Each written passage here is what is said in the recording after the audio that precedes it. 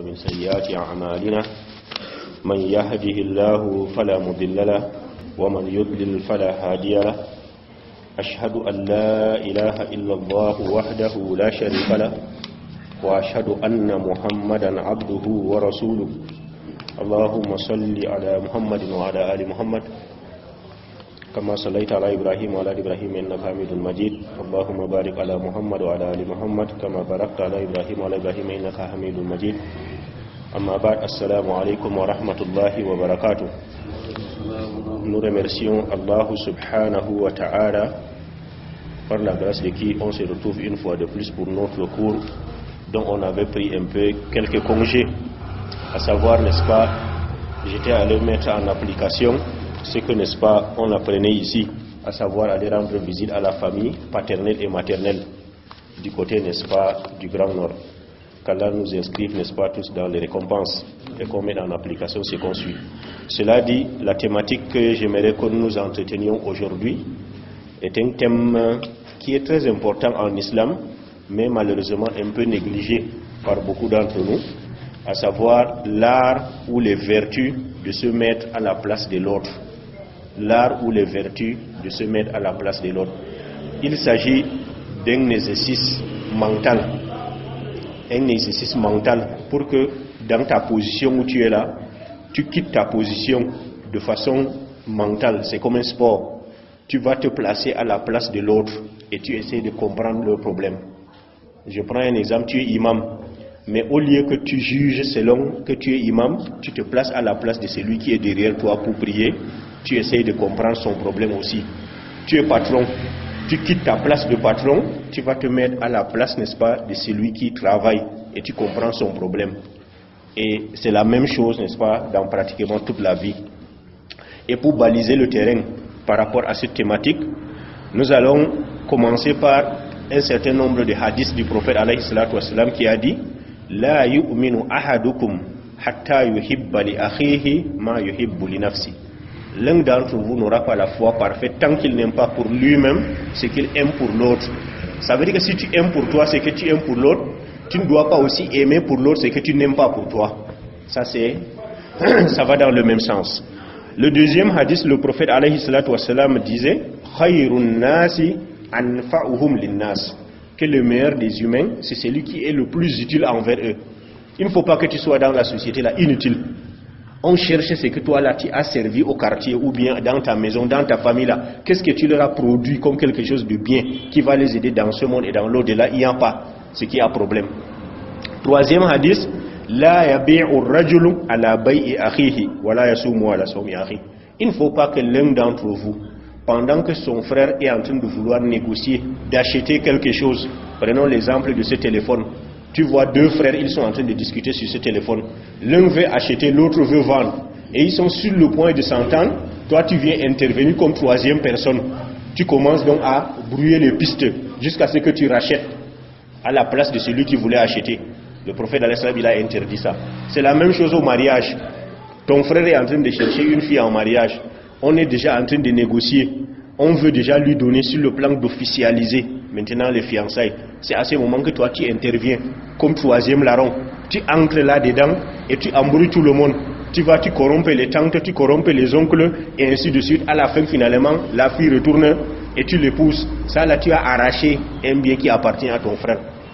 Et on dit que si tu appliques ces hadiths là, tu ne dois pas lui faire ce que tu n'aimerais pas qu'on te fasse. Parce que si toi tu étais à sa place, il voulait se marier. Et tu voulais te marier et que quelqu'un vient arracher ta femme, tu seras content, tu ne seras pas content, donc ne fais pas aussi à l'autre ce que tu n'aimerais pas qu'on te fasse. Et c'est la même chose pour la vente. Un autre hadith, la darara wa la dirara. La darara wa la dirara. En islam, on ne pose pas l'injustice vis-à-vis de quelqu'un. Et si quelqu'un te pose une injustice, tu ne rends pas. Pour dire que non, je vais. Parce que si tu veux rendre, tu risques de dépasser les limites. Mais tu peux rendre juste à la limite de ce qu'il t'a fait si tu es capable de connaître là où il t'a fait. Et enfin, ça c'est le professeur Sam qui a dit ça. Pourquoi j'apporte tous ces hadiths là? C'est parce que quand nous observons notre environnement, nous voyons exactement le contraire. Ça dit qu'aujourd'hui nous vivons ce qu'on appelle en français l'individualisme et l'égocentrisme. L'individualisme, ça veut dire que l'individu lui il est seul. Donc il ne pense que pour lui seul. il n'y a que sa vie seule qui compte. Les autres, là, c'est leur problème. L'égocentrisme, c'est que tout est concentré autour de toi. Même si on veut faire quelque chose dans le quartier, si toi, tu ne profites pas, mieux vaut qu'on ne fasse pas. On veut faire quelque chose pour la communauté. Si toi, tu ne profites pas, mieux vaut qu'on ne fasse pas. Donc, tout ce qu'on veut faire, il faut que ce soit concentré autour de toi. C'est ce qu'on appelle l'égocentrisme. Et ces deux défauts-là, c'est ça qui mine le monde, et même entier en général. C'est ça qui monte. Maintenant, c'est devenu un monde des intérêts. C'est-à-dire, si tu n'as pas d'intérêt là, pas d'amis, pas de relations. Et ça, c'est très dangereux. Maintenant, pour donc étayer avec des illustrations pratiques, puisque le prophète alayhi salam nous a tout enseigné, c'est seulement quand on n'ouvre pas les yeux pour voir. Le premier exemple que je vais donner, où le prophète alayhi salam nous a enseigné à quitter de notre position pour voir la position de l'autre avant d'agir, c'est le célèbre hadith du jeune homme qui est venu le trouver. Il est venu, il dit assalamu alaikum. Le prophète a dit wa alaikum salam. Il dit qu'est-ce que tu veux, jeune homme? Le jeune homme dit que wallahi, je suis venu pour que tu me donnes l'autorisation de faire la zina. L'autorisation de faire la zina. Si c'est à notre temps maintenant, là, un jeune homme entre ici, la mosquée a le sunna, il dit autorisation de faire la zina à l'imam. Je suis sûr qu'il y a les gens qui disent que sortir les bâtons. Pourquoi? Parce que la méthode ne sera pas la même. Mais le prophète sallam, le grand professeur, spécialiste dans la jurisprudence, il est resté, il a observé d'abord le jeune homme. Il a compris, ce jeune homme-là, que c'est un petit qui a des problèmes. Et s'il a pris le courage de quitter sa maison pour venir dire en face là, non, c'est qu'il cherchait les solutions. Ça veut dire que celui-ci là, ce n'est pas le genre que tu vas lui dire, Azaniyat ou Azani, ce n'est pas le genre que tu vas dire que celui qui fait zina n'a pas iman. Non, ce n'est pas ça qui marche avec lui. Lui là, il ne faut amener ni le verset du Coran, ni les hadiths. Regardez la solution que le prophète lui a dit. Le prophète lui a dit, mais jeune homme, est-ce que tu aimerais que on fasse zina avec ta mère? Le jeune homme a dit non. Est-ce que tu aimerais qu'on fasse zina avec ta fille? Il a dit non. Avec ta soeur? Il a dit non. Avec ta tante? Il a dit non. Il a dit mais alors, toutes les femmes que tu vois dehors là, avec qui tu veux faire zina là, c'est soit la mère de quelqu'un, la fille de quelqu'un, la soeur de quelqu'un, ou la tante de quelqu'un, ou la femme de quelqu'un. Maintenant tu vas donc aller faire zina avec qui? Il a baissé la tête. Lui-même il a compris qu'il est en faute. Il a demandé donc au prophète de prier pour lui, pour que ça sorte de son cœur. Le messager alayhi salam a pris sa main bénite, il a mis sur la poitrine de l'enfant, il a prié. Quand il a prié, Allah a purifié le cœur de l'enfant. Maintenant le jeune homme dit qu'au moment où il entrait dans la mosquée pour rencontrer le messager alayhi salam, la chose qu'il aimait le plus, c'est faire zina. Mais au moment de sortir, la chose qu'il haïssait le plus, c'était zina. Regardez le changement automatique qui s'est opéré, juste parce que le prophète sallam lui a enseigné un sport mental qui consiste à quitter de ta position, de celui qui pose l'acte à la position de la victime. C'est cet exercice seulement que le prophète lui a enseigné. Pas de hadith, pas de verset du Coran. Donc il y a des moments où la da'wa là, quand tu regardes quelqu'un, tu l'observes bien là, lui là, il n'a pas besoin que tu lui fasses les hadiths ou bien les versets. Il y a des moments où la da'wa là, il faut que tu essayes de retrousser tes manches là. Vous faites la boxe là, celui qui gagne là, c'est lui qui a raison. Il y a des moments où c'est les arguments scientifiques. Il y a des moments, ça dépend de tout un chacun. Il faut donc observer et voir. Le deuxième exemple que j'aimerais donner, dans Riyadou Salihin, il y a un hadith sahih où un homme est en train de passer. Et chaque fois qu'il passe, il voit la branche d'un arbre qui est en train de barrer la route. Maintenant, un jour, il arrive là et il dit que Inch'Allah, je vais aller chercher une hache. Je viens couper la branche de l'arbre là. Pour que tout celui qui passe n'ait plus à s'incliner, à passer à gauche là, non. Tout celui qui veut, il passe seulement. Le monsieur est rentré à la maison, il a cherché la hache. Il est venu, il a coupé la branche, il a déposé à côté pour que tout le monde puisse passer. À cause de ça, Allah lui a fait miséricorde et l'a envoyé au paradis. C'est-à-dire un petit acte comme ça que lui, il voyait que c'était rien. Et nous savons, le prophète Allah nous a dit que le plus bas degré de iman, parmi nous tous là, le plus bas degré, il y a le grand, il y a le plus petit. C'est lui qu'on dit qu'après lui, il n'y a même plus de iman. C'est celui quand il rencontre quelque chose de nuisible sur la route, il enlève. Maintenant, notre société est devenue comment? Quel est le niveau de iman des gens qui, c'est eux qui viennent même mettre les obstacles sur la route? Quel est le niveau de iman des gens qui, ils viennent trouver l'obstacle sur la route? Il essaye de trouver un chemin là. Lui, son problème, c'est qu'il passe. Donc, il faufile et ainsi de suite. Ça, c'est pas pratique. Moi, j'ai vu quelqu'un, il était avec son ami dans une voiture. Son ami, c'était le soir. Ils ont allumé le phare comme ça, ils ont démarré la voiture et ils ont vu là. Le gars, il a regardé comme ça, il a dit attention, là-bas, là, ça doit être les bouteilles qui se sont cassées. Il faut donc faire attention pour que notre punaise ne monte pas sur ça. Maintenant, le oustaz qui était à côté de lui a dit que mais non, ce n'est pas ça que tu dois faire. Si toi, tu esquives, est-ce que tu connais ton frère qui est derrière, qui va venir, si lui, il va esquiver? Ce que tu dois faire, tu descends, tu enlèves. Si tu enlèves parce que tu as pensé à l'autre qui est en train de venir. Et c'est ça l'islam. Ça dit que l'islam, là, chaque fois que tu poses un acte, là, ne pense pas uniquement pour toi. Ça dit pour nous, là, chacun, s'il n'y a pas la saleté devant sa maison, là, l'enfer, c'est les autres. Après moi, le déluge. Et si c'est comme ça, là, on ne va pas réussir. Il faut donc qu'on change de paradigme. Qu'on se dise que non, nous tous, nous voulons aller au paradis. Il faut que tout soit bien pour tout le monde. Un autre exemple qui nous montre toujours le fait que tu te mettes à la place de l'autre peut t'aider à avoir la miséricorde de Dieu. C'est la femme qui était dans le désert. Les savants disent même que c'est une prostituée. Elle cherchait le repentir. Et maintenant, pendant qu'elle était dans le désert, elle rencontre un puits. Elle entre, elle boit de l'eau. Vous savez, dans le désert, le puits, il n'y a même pas les seaux et tout pour puiser. Maintenant, elle boit. Quand elle finit de boire, elle sort, elle regarde comme ça, elle voit un chien. On dit même que c'était une chienne. La chienne là avait les langues dehors. Et dans le désert, il faisait chaud. Elle-même, elle a compris que la chienne là, attention, hein, la soif que j'ai eue là, c'est sûr que c'est la même soif que la chienne là aussi a eu. On dit qu'elle est descendue dans le puits. Imaginez un peu le puits ancien là. Une femme qui descend dans un puits. Avec les doigts ou les pieds. C'est comment? Elle descend maintenant, elle puise de l'eau. Il y a des savants qui disent qu'elle a puisé avec les chaussures. D'autres ont dit qu'avec un autre matériel. Quand elle a puisé l'eau, elle est sortie, elle a donné maintenant à la chienne. La chienne a bu. Or, le chien n'a aucune valeur en islam. Il n'y a que des cas rares où on dit que tu peux se permettre de garder le chien. Quand elle a donné l'eau à boire au chien, Allah, par cette miséricorde, lui a fait miséricorde. Il lui a pardonné. Qu'est-ce qu'elle a fait ici, là? Elle est quittée de sa position d'être humain qui vient de boire en observant le chien, en disant que mais le chien, s'il peut avoir soif comme moi. Et c'est ce qu'on veut avec l'être humain. À chaque fois que tu veux poser un acte là, quelle est la position de mon frère là? Est-ce qu'en posant cet acte là, lui, il sera satisfait? Je ne dois pas poser cet acte, parce que si je pose cet acte, lui, il sera dans les problèmes. Et le contre-exemple de cela, c'est la femme qui priait. Elle jeûnait, elle faisait beaucoup de sadakat, mais elle va aller en enfer. Pourquoi? Parce qu'elle a attaché un chat dans la maison, dans une chambre. Elle a attaché le chat. Le chat est là, miaou, miaou, miaou, ça ne lui dit rien.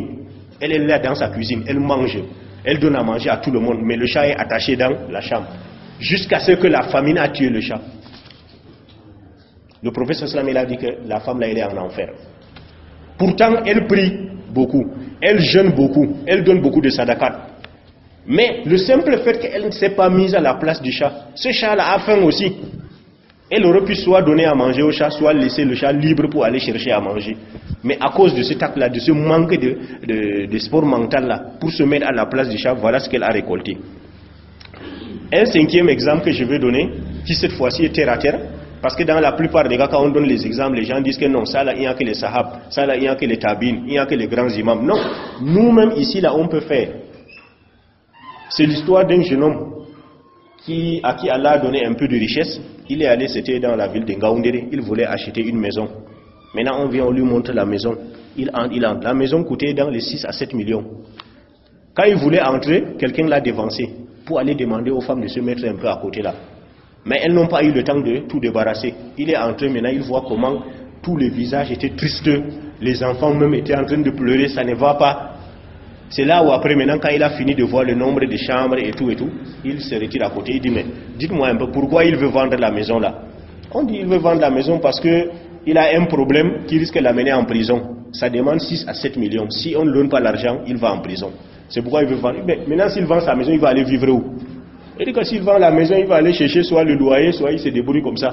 Il dit, mais avec toute cette pagaille-là, toutes ces femmes et ces enfants-là, ils vont vivre où? Ce jeune homme-là, qu'est-ce qu'il a fait? Il s'est mis à la place de cette famille. Ce n'est pas quand toi tu veux acheter, tu t'en fous. Maintenant, eux tous, ils n'ont qu'à mourir, c'est leur problème. Toi, tu as acheté la maison, tu as l'argent, beaucoup, tu as les millions. On dit qu'il a appelé le monsieur là à côté. Il a enlevé 6 ou 7 millions là. Il lui a donné en main propre. Ça, c'est une histoire que moi je connais, c'est pourquoi je vous le raconte. Il a donné l'argent en main propre. Il lui a dit que va d'abord te libérer, qu'on ne t'arrête pas en prison. Maintenant, tu commences donc à travailler. Tu fais tes activités. Quand tu auras l'argent, tu viens me rembourser doucement, doucement, sans délai. Qui peut faire ça maintenant là? Maintenant, les gens cherchent même où, si tu vois une maison là où quelqu'un a des problèmes, tu m'informes. Hein. Voilà, c'est ce qu'on fait. C'est pour aller pour est-ce que tu fais, en faisant ça, tu fais le bien à ton frère? Au lieu de dire que chez moi, quelqu'un qui a des problèmes là que je pars rembourser. Hein? Ahmad Ibn Hanbal était assis comme ça, il a appris que son voisin était en train de vendre sa maison. Il dit, mais c'est comment ça? Tu vends ta maison, pourquoi? Il dit, parce que j'ai des problèmes. Combien? Il dit 1000 dirhams. Il a pris 1000 dirhams, il est allé remettre à son voisin. Il dit, tu restes ta maison, c'est ta maison, et l'argent que je t'ai donné, c'est pour toi. Nous, on peut faire ça. Nous, au contraire même, c'est à ce moment, on dit que, ah, non, il a des problèmes, il faut même baisser le prix. Il faut baisser le prix. S'il a taxé 10 millions, disons 5 millions, dis donc, il va prendre. Sinon, il risque d'aller en prison. Ça, il y a des gens qui tuent comme ça entre eux, les musulmans en plus. Aïna l'iman. Il n'y a pas de la yumino adukmata yuhibali akhi ma yuhibali nafsi. Le dernier exemple que je vais donner avant d'aller dans la phase pratique, c'est le roi, le prince et le savant. Il y avait un roi, il est sur le point de mourir. Il a appelé un savant. Il dit vraiment, moi je suis en train de mourir. J'aimerais que tu formes quelqu'un qui va me remplacer. Il a dit, cherche parmi tes fils, celui qui a le meilleur comportement, tu me l'amènes. Il a cherché parmi ses fils, celui qui est sérieux, il l'a amené, il dit, forme-le. Le savant l'a formé très bien. Tawhid, fiqh, hadith, Coran, tafsir, tout. La jurisprudence, il a tout maîtrisé. Parce qu'à l'époque, ce n'est pas comme maintenant, où les chefs sont des ignorants, là, non. Avant, là, les chefs maîtrisaient les choses. Quand tu entends Ousmane Danfodio, c'est quelqu'un qui connaissait les hadiths, il connaissait les tafsirs, il connaissait la sunna et tout. Donc, c'est des gens qui ont appris. C'est comme ça qu'on faisait les chefs avant. Mais maintenant, les chefs, parfois, prier même là, on ne sait pas s'ils prient. Quand le chef entre dans la mosquée, même il fait comme ça. Ça dit, personne à côté du chef, il prie. Il ne comprend pas que lui-même, il rate les récompenses. Subhanallah. Ou bien un chef qui est à côté de la mosquée, il ne vient même pas à la mosquée. C'est quelle chefferie ça? Quand tu fais la chefferie et que Allah est contre toi, là tu gagnes quoi? Alors, on a formé l'enfant, la formation est finie. Il a dit à l'enfant, maintenant, rentre à la maison. Quand tu vas voir que ton père est gravement malade, tu vas prendre le fouet avec lequel on fouette les gens au palais là. Tu viens avec. Le jeune homme a dit d'accord. Quand il a appris que son père est gravement malade, tout le monde sentait qu'il risquait de mourir. Il a pris le fouet avec lequel les Dogari fouettent les gens là. Il est venu, il a trouvé le savant. Le savant a dit entre, il est entré. Il dit fermez la porte, il a fermé. Enlève le haut. Il dit que mais comment? C'est comment cette histoire? C'est quel genre de cours comme ça? Il enlève le haut, il dit couche-toi. Il se couche. Et comme c'est un enfant obéissant, son père lui a dit que tu obéis à tout ce que le savant l'a dit. Le savant s'est levé lui aussi. Lui aussi il a retroussé ses manches. Il a pris le fouet là. Il a correctement fouetté le jeune homme là. Un prince qui va gouverner demain. Quand il l'a correctement fouetté, il a dit remets tes habits. Le gars a remis ses habits. Il dit pas, le cours est fini. Le gars a ramassé ses fouets là, il partait. Lui-même dans sa tête là, ça sonnait mal là. Il voyait les étoiles. Il dit que maintenant il rentre. Quelques jours après, le roi est mort. Donc, le roi est mort, vive le roi. On a installé le nouveau roi. Vous-même pouvez imaginer la première chose qu'il va faire. Donc dès qu'on l'a installé comme roi, il a dit, vous connaissez la maison de tel, on a dit, allez me le chercher, On est allé le soulever, le pied même touché à peine le sol. On l'amène, il dit, bon, restez là. Il dit, tu connais, je connais. Les autres, ça. Il dit, oui, je sais. Il a dit, bon, maintenant là, il n'y a pas d'autre choix. Ou tu m'expliques, tu me convaincs pourquoi tu m'as fait ça, ou bien la correction sera double. C'est là où le savant a dit, c'est simple. Quand j'ai observé le monde actuel dans lequel nous vivons, j'ai constaté que la plupart des chefs, la plupart des rois, ils commettent beaucoup d'injustices. Et l'injustice que tu vois là, az-zulmu zulumat yawm al-qiyamah, le jour du jugement dernier, c'est l'obscurité. Ça va t'envoyer en enfer. Moi, j'ai voulu te protéger. Pour d'abord te montrer, il faut goûter toi-même l'injustice. Parce que quand tu as goûté l'injustice, demain là, tu ne vas plus faire l'injustice à quelqu'un. Pour que demain, si dans ton royaume là, on te dit fouette celui-ci pour rien, toi-même tu vas réfléchir d'abord, tu vas dire, hey, quand on m'avait fouetté là, moi j'avais senti c'était mauvais, et pour rien. C'est pourquoi il n'y a pas une chose qui fait mal comme si on t'accusait pour rien. Là où nous sommes comme ça, là, si tu pointes quelqu'un, tu dis que tu as volé ce téléphone. Et pourtant lui, il sait qu'il n'a pas volé. Tu vas voir comment ça va lui faire très mal. Pourquoi? Parce qu'il sait qu'il ne l'a pas fait. Donc l'injustice n'est pas bien. Le jeune homme là est resté comme ça, il a dit non, toi là tu es un monsieur qui est bien. Il lui a fait la promotion. Il lui a fait la promotion. Et il est ancien. Et à partir de cet instant-là, il ne fait plus l'injustice. Donc il y a certaines choses que nous commettons, c'est parce qu'on n'a pas goûté. Les savants disent que parmi même les hikmah du Ramadan, c'est pour que le riche goûte aussi à la faim. Parce que le riche, comme il peut manger matin, midi, soir, il peut manger même à 10h, il peut manger à 16h. Et avec les goûters et tout et tout. S'il n'y a pas le ramadan, là, quand est-ce qu'il aura faim? Il n'aura jamais faim. Et comme ça, quand quelqu'un va venir dire que j'ai faim, il va dire, mais c'est quoi même la famine là, dis donc? Lui, il ne comprend même pas. Parce que lui, son ventre n'a jamais senti la famine. Toi, tu viens, tu dis que tu as faim. Tu as faim là, ça veut dire quoi? Il ne comprend pas. Donc, il y a certaines choses là, il faut goûter pour comprendre la valeur. Donc, c'est ça l'importance de se mettre à la place de l'autre là. On voit donc que maintenant, le jeune homme là, une fois qu'il a compris l'injustice, ce n'est pas bien, il a décidé de ne plus faire l'injustice. Or, maintenant, combien les gens font l'injustice sans même s'en rendre compte. Maintenant, les cas pratiques. Prenons le mariage. Toi, tu veux te marier. Ton frère veut se marier. L'islam n'a pas dit que vous allez faire la concurrence là-bas, vous vous battez. Pour que maintenant, celui qui gagne devienne l'ennemi de l'autre. C'est ce qui se passe en réalité. Non. Il y a une chose qui est permise. Omar et Suleiman peuvent venir ensemble le même jour poser leur dossier chez Mala Aoudou en disant que bon, vraiment, votre fille là, nous on a vu, on est intéressé. Et ils le font avec une gaieté de cœur. Ça dit que ce soit Omar qui gagne ou bien Suleiman qui gagne, il n'y a pas de problème parce qu'ils sont frères. Ça c'est permis, au même moment. Mais si jamais c'est Suleiman qui est le premier à venir se positionner, Omar, même si lui-même il avait les intentions, il tait ses intentions. Il tait ses intentions, il ne parle plus. On se rappelle, Omar ibn al-Khattab, quand sa fille Hafsa est devenue, n'est-ce pas, veuve, il est allé, il a vu Ousmane. Il dit que bon, vraiment, voilà ma fille là, elle est veuve comment? Ousmane dit, moi je ne veux pas me marier maintenant. Il est allé, il a vu Abou Bakr. Il dit que voilà ma fille Hafsa là, elle est veuve là. Comment tu vois? Abou Bakr n'a pas dit oui, Abou Bakr n'a pas dit non. Maintenant, bien après, le prophète alayhi salatu wasalam est venu, il a épousé Hafsa. Quand il a épousé Hafsa, c'est là où alors Abou Bakr est allé vers Omar. Il a dit, wallahi, quand tu m'as proposé Hafsa là, j'étais intéressé. Mais j'ai entendu le messager la mentionner. Je ne pouvais pas donc le devancer. C'est ça la fraternité là. Or si c'est à notre temps là, dès que tu apprends là, tu dis que mais, comme à telle fille, je veux le dribbler. Il y a des termes même que les gens utilisent. Hein. Voilà, on dribble les gens, on fait ceci, on fait le détournement sentimental. Toi, ça c'est très dangereux. Parce que tu ne connais pas ce que tu vas récolter après. Il faut donc faire attention. Maintenant, une fois que tu es marié, dans le mariage, sache que le mariage là, c'est donnant-donnant. Moi, je veux le bonheur, ma femme aussi veut le bonheur. Pas que toi, tu cherches la femme qui va te faire plaisir à toi seul. Tu ne cherches pas à savoir si elle aussi, elle va avoir son plaisir. Il ne faut pas que quand tu te maries là, tu conjugues seulement je. Non, tu dois conjuguer nous. Nous voulons faire telle chose, nous voulons faire telle chose. Moi, avec ma femme là, on va faire telle chose, on peut réussir. Comme ça, la femme même va se sentir intéressée. La femme doit être un projet pour toi. Vous faites un projet ensemble là. C'est ça là, mais quand toi tu penses à toi, et le prophète Sam, il a dit même quoi? Il a dit que même au niveau intime, pour les mariés ici là, même au niveau intime, il faut que tu vérifies que ta femme est satisfaite.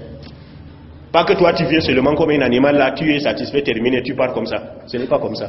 En islam, il faut que tu vérifies, elle aussi, elle doit être satisfaite. Qu'Allah nous y aide. Deuxième cas, il y a le marché. Quand vous allez au marché là, on dit qu'arriver là-bas, première position, soit d'abord c'est toi l'acheteur. Maintenant, pendant que tu veux acheter, fais un exercice mental, un sport mental, mets-toi à la place du vendeur. Parce que parfois tu viens voir un vendeur même, peut-être une vieille femme là, elle a même les arachides à vendre là. Peut-être que depuis le matin elle n'a même pas mangé. Toi tu viens là maintenant, elle fait un tas là. Tu dis que le tas là il est trop cher, il faut ceci, il faut cela. Tu ne te mets pas à sa place. Or si tu te mettais à sa place, tu vas comprendre que mais vraiment la femme là, ça fait même pitié. Hein. Même si tu n'as même pas l'intention d'acheter, tu vas acheter même beaucoup pour l'aider. Parce que tu t'es mis à sa place. Or si tu te mets à ta place, toi tu dois toujours gagner. Tu sors un petit argent et tu gagnes beaucoup. Tu veux tout ramasser. Ou bien tu regardes comme ça, tu dis que non, c'est sûr que c'est son dernier marché. Donc là où il est là maintenant, là, si tu lui proposes même 50, là, il va acheter. Toi tu frappes seulement, tu es content. Subhanallah. Non, il faut aussi tenir compte de l'autre. Et c'est la même chose si tu es vendeur. Si tu es vendeur aussi, ne cache pas les défauts. Tu trompes les gens. Mets-toi à la place de l'acheteur. Est-ce que tu aurais aimé que si toi tu voulais acheter qu'on te fasse la même chose? Wailul lil mutaffifin alladhina idha iktalu ala an-nasi yastawfun wa idha qalu wa zanuhum yukhsirun. Voilà, Allah a dit wailul, c'est le feu de l'enfer. qui est réservé à ceux que, s'ils veulent acheter là, ils disent que augmentez encore, augmentez, jusqu'à ce que la balance pèse beaucoup. Mais si c'est lui qui veut vendre, peut-être il manipule même la balance là, il tourne un peu là, pour que ça ne pèse pas complètement, il trompe. Maintenant, c'est ce que les gens font. Le stade est devenu que tu peux acheter même un sac de quelque chose, là on te dit tel nombre de kilos, tu mets même dans le kilo, tu constates que ce n'est même plus ça. Les gens manipulent. Ou bien le kilo que quand le ministère de commerce, je ne sais pas moi, vient là, c'est à part. Et le kilo qu'on vend aux gens, à part. Quand les gens font les mensonges comme ça, est-ce que c'est bon? Vous n'avez pas suivi l'histoire de quelqu'un, moi quelqu'un m'avait posté un truc là, qu'une femme est venue, elle a dit à un monsieur qui vend les poulets, elle dit que pardon, j'aimerais les poulets. Le monsieur dit il n'y a pas de problème. Il dit bon, donne-moi un poulet c'est combien? Il a dit non, le poulet, c'est celui que j'ai là, c'est 3000. Maintenant, il a sorti le poulet. Quand il a sorti le poulet, il a montré à la femme a regardé, elle a dit mais est-ce que tu as un autre poulet? Il a dit oui. Il a dit bon, donne-moi un poulet qui est plus gros que ça, pour 5000. Maintenant, le monsieur, il a ramené le poulet de 3000 là, et il est dans son frigo jusqu'aujourd'hui, parce qu'il cherchait le poulet de 3000 là, il n'y en avait pas. Donc il a menti. Il fallait dire clairement que non, c'est l'unique poulet qui reste. Donc lui, il voulait faire quoi? Il voulait ramener le poulet pour ressortir le même poulet. Il vend à la femme. Maintenant, comme elle a dit qu'elle veut les deux, il est coincé. Donc tu vois que dans la vie là, quand tu cherches à tromper un jour, ça va te rattraper. Donc Allah nous assiste. Donc au marché là, pensons toujours à l'autre. C'est la même chose aussi avec la route. Quand tu es sur la route là en train de circuler, que tu sois avec le véhicule, que tu sois avec la moto, pense que les autres aussi circulent. Ils ont aussi le droit. Pense que toi tu veux bien circuler, lui aussi il veut bien circuler. Pas que tu viens avec ta grosse voiture, Fortuna, VX. Tu viens, tu gares là où la route est bonne. Et là à côté c'est un gros trou comme ça là, ça ne te dit rien. Tu fais kikin, toi tu pars. L'enfer c'est les autres. Ça là c'est pas islamique. Ça c'est anti-islamique. Pourquoi? Parce que tu ne penses pas aux autres. Quand il y a un obstacle sur la route, pas que toi tu viens avec ta voiture, tu faufiles. Si tu réussis à traverser, tu dis Alhamdulillah. Alhamdulillah que mais les autres souffrent. Soit Alhamdulillah, il est faux. Le vrai Alhamdulillah, c'est quand tu as aidé tes frères. Là, tu vas dire Alhamdulillah. Là, il ne faut pas dire le faux Alhamdulillah. Donc, sur la route, tu vois l'obstacle. C'est seulement, même le piéton, tu vois un obstacle sur la route. Tu l'enlèves. Et chaque fois que tu l'enlèves, tu as les récompenses. Et tu as le minimum de iman. Mais pas que tu vois l'obstacle, tu n'enlèves pas. Plus dangereux, tu ajoutes. C'est la même chose avec tes voisins. Par exemple, dans le bus. Tu es dans le bus, tu voyages avec les gens. Tu prends ton téléphone. Déjà, le musique, il est haram. Mais toi, tu prends ton musique, là, tu fais le volume. Ça, tu ne tiens pas compte de ton voisin qui est là. Peut-être que lui, il part au deuil. Peut-être qu'il est malade. Peut-être qu'il a, n'est-ce pas, les nerfs, les problèmes des nerfs. Ça ne te dit rien. Tu es là, tu bavardes, tu cries, tu chantes, tu fais tout. Toi, tu es dans la joie, croyant que vraiment tout le monde est dans la joie comme toi. Ou bien toi, tu pars pour aller négocier un mariage quelque part. Alors que l'autre, lui, part là-bas, c'est pour aller voir un malade grave. Tu ne connais pas. Donc, tiens compte de la situation de l'autre. Donc, quand tu es assis comme ça, dis-toi. Il y a les gens, quand ils montent même dans le bus là, ils ferment toute la place. Ils ne veulent même pas qu'un voisin vienne. C'est ta voiture. Toi, tu as payé le billet. Lui, il a payé le billet. Il a le droit comme toi. Donc, tu dois aussi l'aider. Au contraire, quand on voyage ensemble, on devient des voisins. On doit s'entraider. Hakul jari al jar. Tu dois l'aider dans la limite du permis, dans la limite du possible. C'est ça l'islam. Pas que tu l'oublies. Et dans le même sens, quand on dit voisin, si vous êtes dans la même voiture, vois ta situation, vois la situation de l'autre. Je ne sais pas si je vous ai raconté l'histoire d'un sous-préfet qui était nouvellement nommé. Il est sorti de l'ENAM. Gros sous-préfet, lui, croit que maintenant il dépasse tout le monde. Il a un chauffeur là. Maintenant, chaque fois il va dans un village là, il se cache quelque part, il mange, il boit. Ce chauffeur est dans la voiture. Il a fait comme ça pendant plusieurs séances. Alors le chauffeur a dit que je vais le corriger, le patron là. Pendant qu'ils se promenaient, ils étaient en pleine brousse. Dans les brousses du Grand Nord là. Là où il y a les coupeurs de route là. En pleine brousse maintenant, le chauffeur gare seulement en plein milieu de la route. Le patron dit, c'est quoi? Il dit, patron, j'ai faim. Le patron dit, tu as faim? Il dit, oui, j'ai faim. Il dit, mais on va faire comment? Il dit, non, voilà les clés. Vous pouvez continuer à conduire jusqu'à ce qu'on arrive. Le patron dit, mais toi-même tu sais que je ne connais pas conduire. Il a dit, mais moi je vous dis que j'ai faim, je ne peux pas conduire. Ça a chauffé entre eux là, le patron a dit, pardon, est-ce que tu peux forcer qu'on arrive au prochain village là? Parce que lui-même il sait que ici là c'est un coin qui est mauvais. C'est là où le jeune homme a forcé, il a conduit. Prochain village, là, dès qu'ils sont arrivés là-bas, là, il a couru lui-même, le sous-préfet. Il arrive au restaurant, il dit pardon, servez-lui tout ce qu'il veut. Le jeune homme est venu, on l'a servi. Depuis ce jour-là, quand il y a une cérémonie, dès qu'il arrive quelque part là, on dit qu'il est l'heure de manger, il dit où est mon chauffeur? Voilà. Et ça là, tu dois appliquer même au walima. Même au walima. L'expérience a montré que chez nous là, quand on dit walima, il y a les frères qui nous invitent ici souvent, parfois les baptêmes, aller manger le riz. Mais quand tu es le premier à te servir, tu fais la montagne. Tu oublies qu'il y a les gens alignés derrière toi. En arrivant, parfois, tu constates, toi-même, tu constates que les cuisses de poulet là, ça ne dépasse pas 10. Tu regardes derrière toi, tu vois que vous êtes 20. Tu ramasses 3. Là, si wallahi, tu n'as pas pensé à ton frère. Parce que si tu as pensé à ton frère là, tu vas te dire que non, attention, tous ceux qui sont derrière moi là. Peut-être que toi tu as la chance, tu es venu avec l'imam. On a dit que bon, toi tu es parmi les premiers à être servi. Tu es même très content. Donc là, tu tiens compte des autres. Tu dis que ici là vraiment il n'y a pas beaucoup à manger. Non, je prends un peu pour que les autres puissent aussi se servir. C'est ça l'islam, hein. C'est ça l'islam. Dans Minhajul Muslim, là, va lire. Chez Antaki, il y avait une cérémonie comme ça, on voulait faire le walima. Les gens se sont retrouvés comme ça, on a constaté que le nombre de gâteaux qu'on a fait ne pouvait pas suffire à tout le monde. On a fait à peine peut-être 15 ou 10 gâteaux, il y avait 40 personnes. C'est comme l'habitude chez nous ici, comme ça. Quand quelqu'un te regarde la main, assalamu alaikum, Suleiman, tu vas où? Je pars à un walima, je t'accompagne. Et les gens se sont accompagnés jusqu'à ce qu'on est arrivé chez lui. Il y a plus de 40 personnes. Il a préparé juste des petits plats comme ça pour environ 10 ou 15 personnes. Maintenant on dit on va faire comment? On dit non, la seule solution là, comme c'est la nuit, on va éteindre la lumière. Si on éteint la lumière, que tout le monde mange. À la fin, on ne sait pas qui a mangé, qui n'a pas mangé. On a éteint la lumière et maintenant tout le monde est passé à table. Chacun fait semblant de manger. À la fin, on a rallumé, on a constaté que tous les plats étaient sur place. Fais l'erreur de faire ça ici à Bafoussam. Voilà. Éteins la lumière là, tu vas voir quelqu'un qui va tout finir. Il ne pense pas à ses frères. Subhanallah. Peut-être que toi tu as mangé mi-matin, tu as mangé midi. Ce n'est que le soir que tu n'as pas mangé. Lui, peut-être depuis le matin, il n'a pas mangé. Donc il faut tenir compte de ces gens-là. En islam, là, il faut toujours y penser. C'est la même chose avec nos femmes qui n'aiment pas la polygamie. Quand une femme est dans la maison déjà, maintenant son mari vient lui dire que vraiment, ma soeur, on est resté 20 ans et tout va bien entre nous. Tu m'as donné beaucoup d'enfants, de beaux enfants. Masha'Allah, mais Allah m'a donné un peu les moyens là. J'ai construit cette case-là. J'aimerais amener une autre soeur là qui est restée avec toi. La femme là a dit que wallahi tallahi, je ne savais pas que toi là tu es mon ennemi. Depuis 20 ans là, je pensais que tu m'aimais, donc tu ne m'aimais pas. C'est le jour là où la guerre va déclencher dans la maison.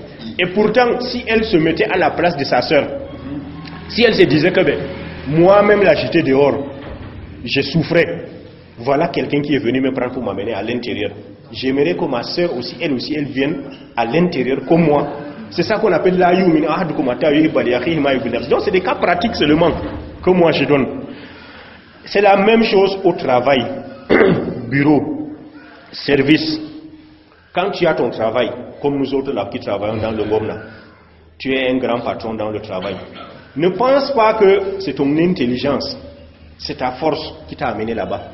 C'est Allah par sa grâce qui t'a amené là-bas. Allah aurait pu faire que le gardien là, c'est lui le patron, toi tu es le gardien. Mais Allah a fait que toi tu es le patron. Maintenant quand tu es patron, tu es chef d'agence, tiens compte de ceux qui sont sous toi. Peut-être même que c'est par miséricorde pour eux là que Allah est en train de te nourrir. Tu ne connais pas. Donc il faut penser à eux. Ne te dis pas que toi tu as déjà atteint un niveau, tu t'en fous. Ça ne te dit rien. Tu ne t'occupes pas des autres, non. Parfois tu restes comme ça, tu dis que non, vraiment, les gens avec qui je travaille là, eux aussi ils ont des problèmes. Parfois laisse même la voiture, va peut-être à pied ou en taxi, pour goûter à ce qu'ils goûtent aussi, pour dire que mais comment. Donc ils souffrent comme ça avant de venir au travail, et ainsi de suite. Toi tu vas comprendre leurs problèmes. Parce que quand tu ne comprends pas leurs problèmes, tu ne peux pas traiter. Si tu es médecin, tu traites les malades. Si un malade arrive, mets-toi à la place du malade. Dis-toi que mais si c'était moi qui étais malade, je voulais qu'on me traite là, on va faire comment? C'est la même chose quand vous allez dans les points, partout, la publique, que ce soit à la banque, que ce soit à l'hôpital, que ce soit partout. Les gens sont alliés. Ou bien à l'agence de voyage, les gens sont alliés. Toi, tu es arrivé, tu es 10e. Tu veux sauter tout le monde pour être premier. Ça ne va pas. Parce que la personne qui est venue avant toi, là, elle aussi, elle veut la même chose que toi. Donc quand tu arrives là, allié-toi, respecte le rang, terminé. C'est ça l'islam.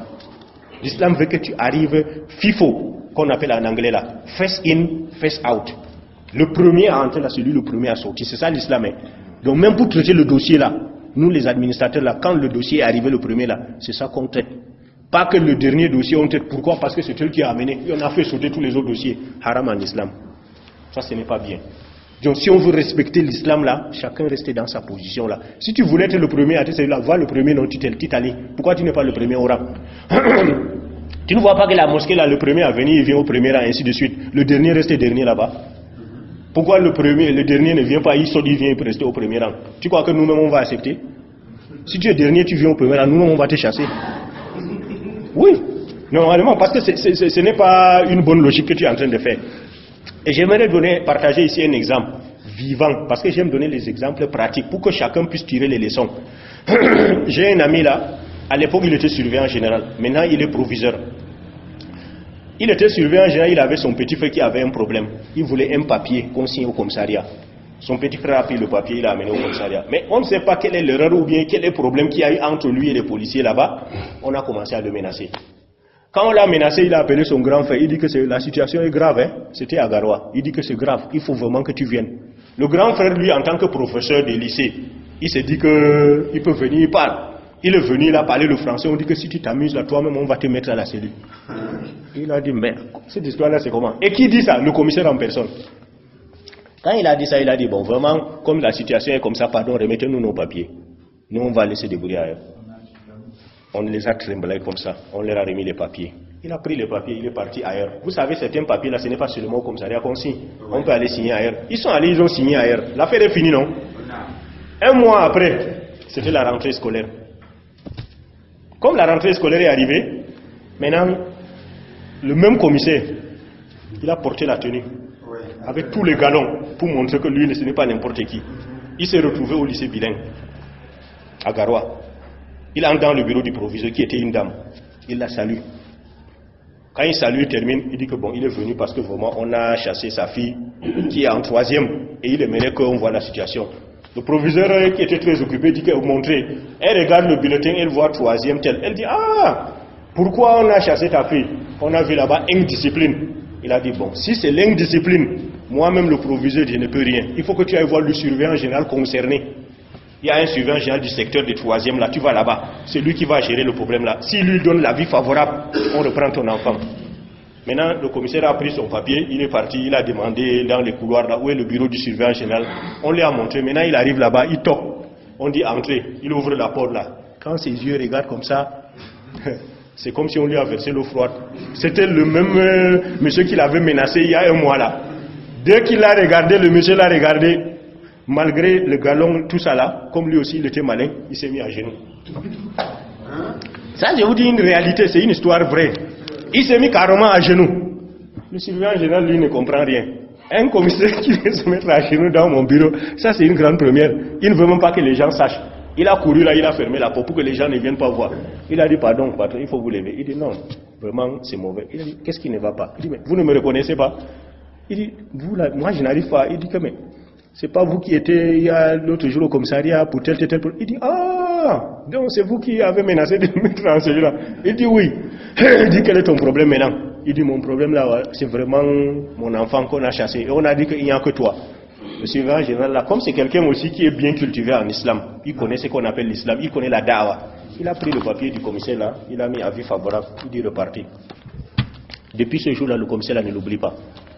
Or, imagine un peu dès le premier contact, s'il avait cherché à comprendre quel est le problème de ce monsieur-là, il a résolu. Il devait avoir des problèmes là après. Il ne va plus avoir de problème. Donc, dans la vie, là, quand tu traites avec les gens, il faut savoir qu'il y a Ayyuhannas, il y a Ayyuhalladhina Amanu. Il y a les gens, parfois, là, ils ont des niveaux que tu ne comprends pas. Un jour, là, ils peuvent te servir ailleurs. Tu ne connais pas. Donc, fais ton travail de façon sincère. Entre toi et Allah, Allah va te donner la récompense. Maintenant, un autre jour, s'il revient, il te rencontre, lui aussi, il va être reconnaissant. C'est simple. Maintenant, il y a également la mosquée, pour que les gens comprennent bien. Quand on dit là, te mettre à la place de l'autre, là, même dans la mosquée, le prophète a recommandé ça. Lui-même, en personne, il l'a fait. Il priait. Il dit qu'il a fait Allahu Akbar. Il avait l'intention de lire les longues sourates. Et subitement, il a entendu un bébé pleurer derrière. Quand il a entendu le bébé pleurer, il s'est mis à la place de la mère. Il s'est dit que la mère du bébé, là, certainement, elle n'est pas tranquille. il a écourté la prière. Pourquoi il a écourté? Pour que la mère ne soit pas dans les problèmes. Et c'est comme ça l'imam doit être. Pas que toi tu es imam de vendredi. Tu arrives à l'entrée de la mosquée, là tu vois les gens dehors, la plein, et ils menacent de pleuvoir. La pluie arrive d'un moment à l'autre. Maintenant tu entres, c'est le jour là où ta khutba devient alors le plus long. Toi tu es là, tu tires la khutba. Mais il y a des gens depuis qui te suivent même là jusqu'à ce qu'ils vont dire que mais disons, l'imam là il veut même quoi. Donc quand tu entres, avant même d'entrer là, observez d'abord le dehors. Tu observes, tu vois maintenant la situation déjà tirée. Ici là, il risque de pleuvoir ou bien il fait très chaud. C'est mieux que ma khutba. Même si j'avais prévu faire 2 heures, je ramène à 1 ou 30 minutes. Tu écoutes. Là tu as tenu compte de tes fidèles. Et le prophète il a dit ça. Iza abmamtum an-nasa fakhaffifu fa inna minkum al-kabira wad-da'ifa was-sangira. Il dit si vous êtes amené à être imam pour les gens, il faut que vous allégez la prière. Parce que parmi vous, les gens que vous dirigez leur prière là, il y a des vieux, il y a des malades, il y a des petits. Dans d'autres versions même, il y a des gens qui ont les shawls, donc les occupations. Quelqu'un peut être en train de passer comme ça, il voyage pour Fumbot, il regarde la mosquée, il dit bon, il faut que j'entre ici, là j'ai pris rapidement, là il part. Maintenant il entre là pour prier Maghrib. Dès qu'il entre là, l'imam fait Allahu Akbar. Après Fatiha, maintenant, Alif Lam Mim, Zalikal Kitabul la Rayb. Mais le monsieur là, tu crois que. Mais s'il n'a pas l'imam, il risque même en train de créer des problèmes. Il va dire c'est quel imam ça là. Quand on va finir la prière là, tu vas le voir, il va faire comme ça, comme ça. Toi, tu vas croire qu'il cherche quelqu'un. Il veut remarquer l'imam là. Terminé, il ne va plus revenir. Vous l'avez chassé. Donc, l'imam doit tenir compte de tout le monde. Maintenant, si toi, tu pries seul à la maison, on dit que si tu veux lire tout Bagara, il n'y a pas de problème, tu es libre. Tu lis tout Bagara, Ali Imrana, Nisa, tu es seul. Mais quand tu es avec les gens, tiens compte de ces gens-là. Que ce soit simple prière. Même nous qui faisons les prêches là, nous sommes toujours inclus. Tu ne vas pas venir, tu dis que par exemple, Ibn Massoud, les gens lui ont dit que mais pourquoi tu ne vas pas nous faire les prêches chaque jour, chaque jour? Il a dit non, ça va vous fatiguer. Tu fais un peu, tu laisses. Tu fais un peu, tu laisses. Ça c'est comme ça, qu'Allah nous y assiste. Maintenant, par rapport à la mosquée, je crois que j'ai parlé du bébé, j'ai parlé, n'est-ce pas, des fidèles. Et enfin, on va terminer avec le Ramadan et le Hajj. Parce que par rapport au Hajj, tu vas voir quelqu'un, il va au Hajj, il revient. Il a 2 femmes, 3 femmes, 4 femmes. Il a ses parents, il a ses voisins. Ils n'ont jamais fait le Hajj. Mais lui, chaque année, il part au Hajj. Si tu aimes pour ton frère, c'est que tu aimes pour toi-même, il faut les amener aussi. Puisque eux, ils veulent aller, mais ils n'ont pas les moyens. Toi, tu as les moyens et tu ne fais que multiplier. Tu exagères. Tu exagères parce qu'un bon croyant, c'est lui qui dit que non, vraiment, je suis sûr que mon frère là, il aimerait aussi aller au Hajj. Mais c'est les moyens qui lui manquent. Dans ce cas. Ou bien la fête du sacrifice arrive. Toi, tu vas acheter 10 moutons pour égorger chez toi, sois seul. Pendant ce temps, ton voisin ou l'imam de ton quartier, lui, il est là, il peine même pour avoir un mouton là. Toi, ça ne te dit rien, tu dis chacun pour soi. L'islam, ce n'est pas chacun pour soi. C'est nous tous pour la communauté là. Il faut que tu penses à te dire que non, vraiment, cette fois-ci là, vraiment, mon voisin, si j'ai l'impression qu'il a eu des problèmes, il n'a pas pu immoler, il faut que je puisse faire un geste pour lui. Donc, en résumé, c'est qu'on veut là. Que ce soit pendant le Ramadan, hors du Ramadan, dans la prière, hors de la prière, dans le quartier, avec tous les gens avec qui nous sommes là, y compris les animaux, les non-musulmans là, chaque fois que tu veux poser un acte, fais un sport mental, mets-toi à la place de la personne. Donc cet acte que je pose là, si c'était la personne qui m'avait posé cet acte, est-ce que je serais content? Ça là, même les policiers là, s'ils appliquaient ça, on devait être tranquille. C'est-à-dire que toi tu es là sur la rue comme ça, quelqu'un s'arrête comme ça là, il a tous les papiers, tu dis que non, il faut que tu cherches encore, est-ce que même lui là, il a même l'impôt, il a ceci, il a cela, jusqu'à ce que tu l'attrapes comme ça là. Si tu es un musulman, un bon musulman là, tu ne devrais pas faire ça. Pourquoi? Parce que tu vas te mettre à sa place. Moi j'ai corrigé une fois un policier comme ça, dans un carrefour, je passais comme ça, je vois seulement un de mes voisins, il était à moto, essoufflé, on on la stoppe. Quel genre de moto même? Vous connaissez les motos bébés là? Ça c'est pas les gros motos comme maintenant les grands qui là. Simple moto bébé là, il est là, piri au carrefour. On arrête. Moi j'étais à l'école, j'étais allé ancien au lycée technique, j'ai rentré. Je viens, je trouve qu'ils sont en train de se chamailler là. Maintenant, quand il me voit de loin, là, il me fait comme ça. J'ai compris que non, il a besoin de l'aide. Je suis venu là, j'ai dit, Omar, c'est comment? Il me dit que vraiment la situation est grave. Je dis, attends, dis-moi quel est le problème. Il me dit que vraiment, sa femme vient d'accoucher. On a demandé un certain nombre de médicaments. À l'hôpital, là, il n'y a pas ces médicaments. Maintenant, il est en train de bousculer pour aller d'abord chercher l'argent et venir. Il achète les médicaments, il amène. Maintenant, les policiers viennent demander les papiers de la moto, ceci, cela. Or, quand lui, il a ces problèmes, est-ce qu'il pense même chercher les papiers? C'est là où il a dit. Maintenant, moi, j'appelle l'un des policiers là. Quand j'ai commencé, il dit que c'est ton problème d'abord. Toi, tu viens faire quoi? Mais j'ai même d'abord eu chaud au début. C'est là où je dis que attends d'abord, attends.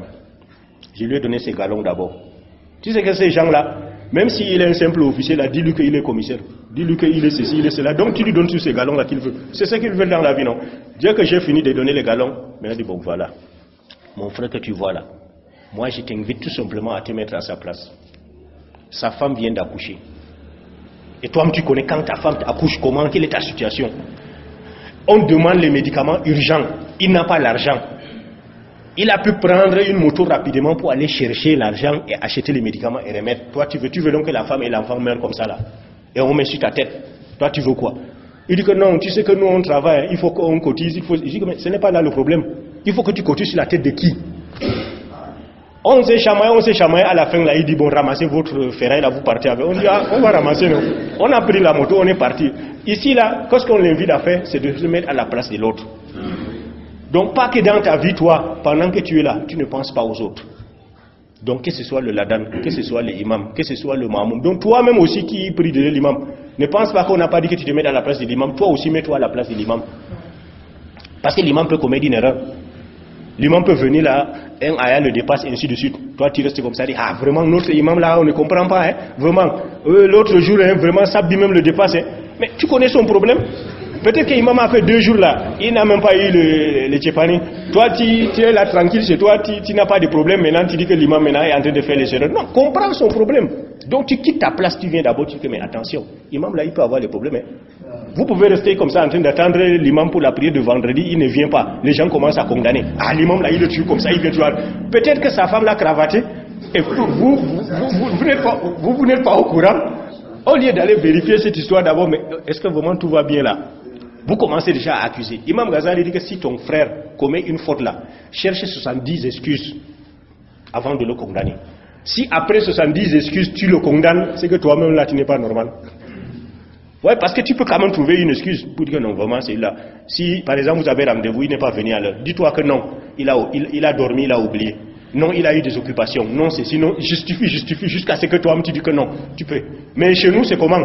Dès première occasion, là, on veut condamner notre frère. Dès qu'il n'est pas venu, on dit, ah, c'est comme ça qu'il est, non? Est-ce que lui, il respecte les rendez-vous? C'est comme ça qu'il laisse-le seulement. Donc, Allah nous aide vraiment à mettre en pratique le peu qu'on a suivi là. Donc, ça, c'est un rappel que j'ai voulu. Je crois que j'avais fait certaines dans ce sens-là. J'ai fait ça d'ailleurs dans d'autres villes. Les gens ont apprécié, ils ont dit que vraiment, c'est le problème de la communauté. Il faut donc qu'on traite ça. Parce que quand on ne traite pas notre problème, on n'aura pas de solution. Et puis, si on traite ça, toi-même, tu vas voir comment ta vie va changer.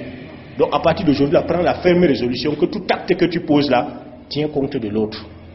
Tu vas voir comment ta vie va changer. Mais il faut faire ça avec l'intention. Innamal a'malu binniyat. Et là, tu as toutes les récompenses. Subhanaka Allahumma wa bihamdik. Ashhadu an la ilaha illa anta astaghfiruka wa atubu ilayk. Wassalamu alaykum wa rahmatullahi wa barakatuh. Shukran. Donc j'attends.